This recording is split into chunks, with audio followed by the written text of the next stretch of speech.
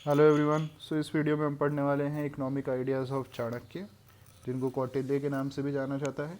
हम पेपर 2 के बारे में अब पढ़ना स्टार्ट कर रहे हैं, ठीक है। और इस वाले में हम इस पेपर में सेकंड पेपर में हम सिर्फ इकोनॉमिक थॉट्स पढ़ेंगे। इकोनॉमिक थॉट्स ऑफ चाणक्य, शुक्र, मनु, ठीक है। इसके अलावा हमारे जो लीडर्स रहे हैं जैसे कि गांधी जी, नेहरू जी, ठीक है, B.R. अम्बेडकर, रानाडे, इन सब के इकोनॉमिक थॉट्स को एक एक करके पढ़ेंगे। यही आपका ये पेपर है और मैंने इसके लिए नोट्स इकट्ठे किए हैं, तो मैं उन्हीं में से आपको समझा रहा हूँ। आपके लिए नोट्स पढ़ना, याद करना सब कुछ हो गया है आसान, ठीक है। तो आप चाहे तो इसका स्क्रीनशॉट लेके इसको लिख सकते हैं, नहीं तो आप क्या कर सकते हैं, मैं बाद में जब इकट्ठे सारे नोट्स अपलोड करूँगा तो आप उनमें से अपने नोट्स बना सकते हैं, ठीक है। तो सबसे पहले बात करते हैं चाणक्य के आर्थिक विचार की, और पहला विचार है उनका धन, या फिर इंग्लिश में बोलें वेल्थ। तो देखिए, हम एडम स्मिथ को याद रखते हैं कि उनने इकोनॉमिक्स में सबसे पहले वेल्थ डेफिनेशन दी थी या फिर धन के बारे में बताया था, लेकिन ये बात सही नहीं है। जो अगर अपन ट्रेडिशनल टाइम की बात करें, उस वक्त इकोनॉमिक्स एज सच एक सब्जेक्ट ही नहीं था, अर्थशास्त्र पढ़ा ही नहीं जाता था, वो पॉलिटिकल साइंस से जुड़ा हुआ था। समझ रहे हो आप? जो अपना सार्वजनिक सामाजिक विज्ञान है उससे जुड़ा हुआ था। तो वहाँ पे जितने भी लीडर थे, रूलर थे, उनको अब किस तरीके से अपनी टेरिटरी, राज्य को संभालना है, उसके कार्यों को संभालना है, ठीक है, नीतियों को खर्च करना है, यही एक सब्जेक्ट बना जो कि पॉलिटिकल से निकला और धीरे धीरे उसको अर्थशास्त्र समझा जाने लगा। तो कौटिल्य सबसे पहले वो व्यक्ति थे जिनने धन की महत्व को समझा। उन्होंने बोला कि भाई धन को अर्जित करना ज़रूरी है, धन को अर्जित करके अपने पास रखना ज़रूरी है। अर्जित धन से वस्तुओं का और अलग अलग कार्यों का भी निर्माण करना ज़रूरी है। धन से धन अर्जित होता है, समझ रहे हो? श्रम, पराक्रम, विनियोग की शक्ति भी बहुत ज़्यादा है, ठीक है। तो यहाँ पे बता रखा है कि भाई कौटिल्य ने उचित धन अर्जित किया जो उचित साधनों के माध्यम से अर्जित किया गया, और उन्होंने सोचा कि धन का संचय अकालों से लोगों की रक्षा के लिए एक सुरक्षित तरीका है। सेविंग्स का कॉन्सेप्ट भी उनने दिया, ठीक है। फिर यह बता रखा है आर्थिक विचार 2, वर्ता। तो देखिए, उनके प्राचीन जो विचार धारा हैं, उनने राष्ट्रीय अर्थव्यवस्था के विज्ञान के लिए वर्ता शब्द का यूज़ किया, ठीक है। राष्ट्रीय अर्थव्यवस्था मतलब नेशनल इकोनॉमी के लिए। तो कौटिल्य ने वर्ता में कृषि, पशुपालन और व्यापार को शामिल किया। बोला नेशनल इकोनॉमी या फिर अपनी जो मैक्रो इकोनॉमी है उसमें क्या क्या चीज़ होगी, समष्टि में अर्थशास्त्र में क्या क्या चीज़ होती है। एक तो एग्रीकल्चर, पशुपालन और व्यापार। तो आप देखिए कितनी व्यापक बातें उन्होंने की। महाभारत के अनुसार वर्ता दुनिया की छत थी, एक चीज़ जो आर्थिक स्थिरता के लिए सबसे आवश्यक है। तो एक तरीके से आर्थिक जोन हो गया। शासक के रूप में अपने कार्यों को सफलतापूर्ण निर्वहन करने के लिए राजा को विद्वानों और विशेषज्ञों के राष्ट्रीय अर्थव्यवस्था और अनिवार्यताओं के बारे में सीखना आवश्यक है, ठीक है। स्थिरता के लिए सबसे आवश्यक थी शासक के रूप में अपने कार्यों को, हाँ ये तो अपन ने पढ़ लिया। फिर तीसरा था कृषि और पशुपालन, जैसे कि अभी अपन ने बात करी। देखिए, कृषि और पशुपालन जैसे भी अपन ने वर्ता में इसकी बात करी, प्रमुख ये महत्वपूर्ण घटकों में से एक है, ठीक है। तो यहाँ पे बताया गया है कि भाई जो धन है उसको इस्तेमाल करके इससे धन को अर्जित करना चाहिए, ठीक है। कृषि की कला उच्च स्तर की पूर्णता एक तक पहुँच गई और हमारे विद्वानों ने कृषि तकनीकों के सूक्ष्म विवरण को भी अच्छे तरीके से समझा, ठीक है। और बता रखा है उन दिनों कृषि के विकास के लिए राज्य और समुदाय जिम्मेदार थे, जिसके लिए बंजर भूमि को साफ किया जाना था। भूमि के मूल्य की उर्वरता के आधार पर निर्धारित किया जाता था। कृषि उपज का उचित मूल्य राज्य द्वारा खेती करने वालों को व्यापारियों के चुंगल से बचाने के लिए तय किया जाता था। यहाँ पे शुक्राचार्य की भी एक बात बता रखी है कि उनका मानना था कि भाई जन्म से कोई भी ब्राह्मण या क्षत्रिय शूद्र नहीं था या शूद्र नहीं था, ठीक है, या उनके कब्जे के आधार पर था, कि वो एक दूसरे से अलग हैं। कौटिल्य के अर्थशास्त्र में पहले चरण में महत्व में स्थान में कृषि का स्थान था। तो कहने का मतलब कास्ट सिस्टम, ये कास्ट बेस्ड वर्क नहीं जो हमारे इंडिया में रहा है, अभी तक भी कास्ट सिस्टम का प्रचलन है, ऐसा नहीं है। उनका कारण था कि भाई आप कार्य को देखो, जाति को नहीं, समझ रहे हो। फिर चौथा आर्थिक विचार है श्रम। श्रम का मतलब लेबर, है ना। तो उनके हिसाब से ये भी एक बड़ा प्रमुख क्या था, साधन था, लागत था। जो साधन था जिसके ऊपर लागत होती है और जो प्रोडक्शन के पीछे, उत्पादन के पीछे लगा हुआ है। ठीक है, उन्होंने बोला कि भाई प्राचीन ऋषियों ने 100 वर्षों तक श्रम की गरिमा की सराहना की। मनु और कौटिल्य के मजदूरी के नियमन के लिए और नियोक्ताओं और श्रमिकों के बीच विवादों के निपटान के लिए तरीकों में निपटा है। ठीक है, तो ये श्रम के बारे में भी इन्होंने बताया। व्यापार, व्यापार तो प्राचीन काल से ही बड़ा फेमस है। हमारे जितने भी इकोनॉमिक सिस्टम हैं, चाहे मोनेटरी हो चाहे बार्टर हो, ये सब व्यापार की वजह से ही जन्मे हैं। तो बोला है सोने और बुलियन की धन के उत्पादन का साधन माना जाता था उस वक्त। व्यापार औद्योगिक पूंजी का योग था। कौटिल्य ने व्यापार की समस्याओं जैसे राज्य द्वारा व्यापार के विनियमन और विकास, व्यापार में प्रवेश करने वाली वस्तुओं पर लगाए जाने वाले विभिन्न करों पर ध्यान देने के लिए एक अच्छा सौदा समर्पित किया। देखिए, वैसे तो कर या फिर टैक्स सिर्फ लोगों को अपनी इनकम या फिर सबको ही देना पड़ता था, लेकिन कौटिल्य और इनकी बुद्धि से, इनकी सोच से व्यापार के ऊपर भी टैक्स लगाने लगा, जो कि इनडायरेक्ट टैक्स का कॉन्सेप्ट है ना। इनडायरेक्ट टैक्स का कॉन्सेप्ट देने वाले ये सबसे पहले अर्थशास्त्रीय थे। ठीक है, मूल्य, मूल्य का मतलब क्या होता है, वैल्यू।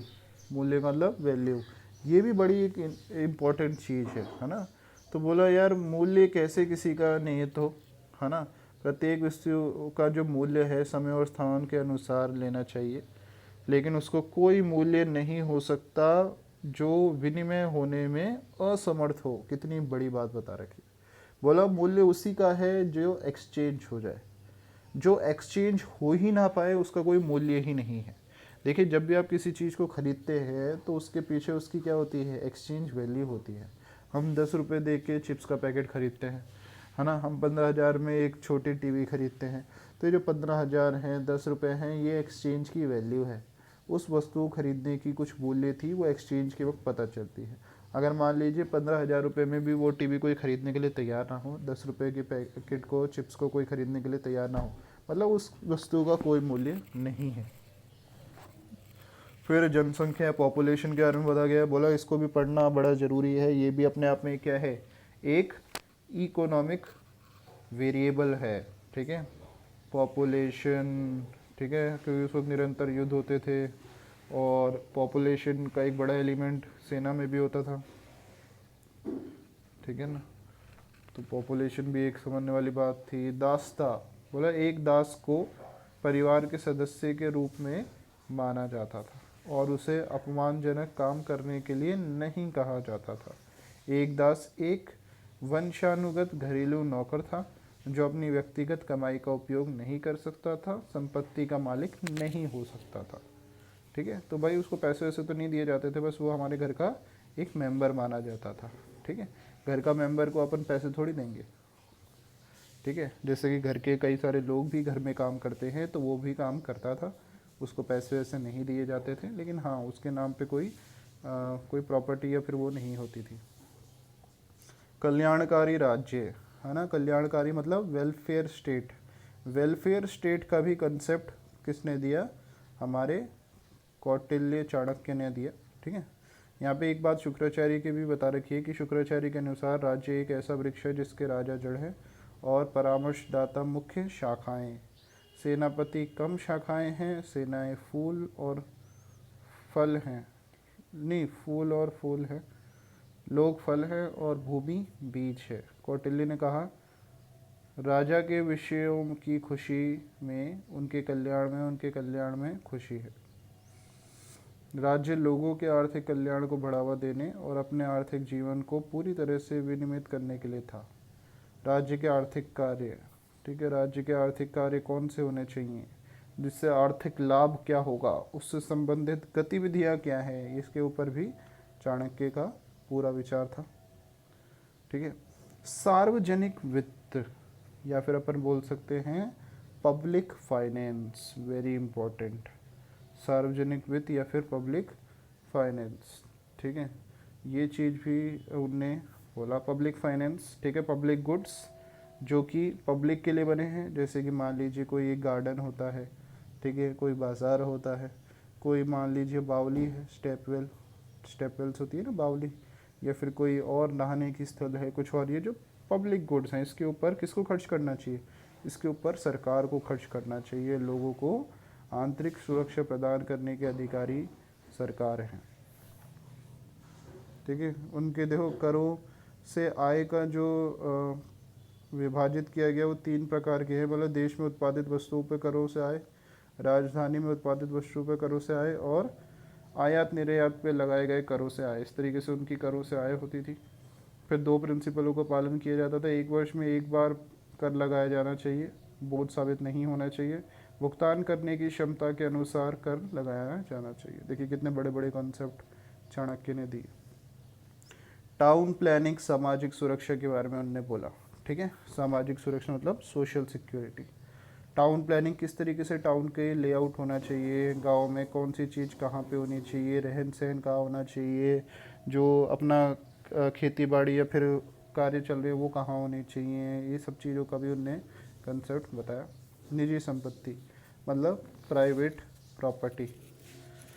तो प्राइवेट प्रॉपर्टी किस तरीके से आप अपने पास रख सकते हैं, है ना, आप किस तरीके से उसका हस्तांतरण, ट्रांसफ़र या फिर उसको बेच सकते हैं, कौन उसको योग्य है कौन नहीं है, इसके बारे में भी उनने अब चर्चा करी। ब्याज पर औचित्य, इसका क्या औचित्य है ना, ब्याज इंटरेस्ट। तो इनने ब्याज की चक्रवृद्धि दर वसूलने के लिए विचार किए गए थे, ठीक है। ब्याज धन का मूल्य है और मूल्य पूंजी के धन मूल्य से आधे से अधिक नहीं था उस वक्त। उपभोग और उत्पादन, ठीक है, ये सारे कॉन्सेप्ट आपके में हैं। Theory of consumption and production उस वक्त, ठीक है। उपभोग के उद्देश्य परिवार का एक आर्थिक इकाई माना जाता था। उपभोग के 4 विचार होने चाहिए थे, धर्म, अर्थ, काम और मोक्ष। बड़ी इंपॉर्टेंट बातें हैं। व्यक्ति परिवार या समुदाय के अधीनस्थ था, जहाँ एक उत्पादन का संबंध था। उत्पादन के 4 एजेंटों अर्थात भूमि, श्रम, पूंजी और संगठन को मान्यता दी गई थी। भूमि को धन का मुख्य स्रोत माना जाता था। श्रम का महत्व तो अपने आप में है ही, ठीक है। कौटिल्य द्वारा आर्थिक विचारों का महत्वपूर्ण अनुमान भी बताया गया है। आर्थिक कानून नहीं, यहाँ पे बस यहीं तक कौटिल्य की जानकारी यहीं तक है। ये इनके कुछ आर्थिक विचार थे। इसके बाद नेक्स्ट वीडियो में हम बाकी कई सारे हमारे जो एंशियंट थिंकर्स रहे हैं और जो हमारे लीडर्स रहे हैं उनके इकोनॉमिक थॉट्स के बारे में पढ़ेंगे, ठीक है। चलिए, ओके, सो थैंक यू। ओ ये मज़े आ गए।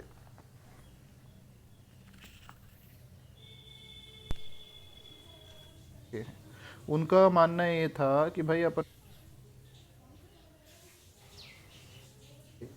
क्या हुआ है ये झंडे पे झंडे हुआ है।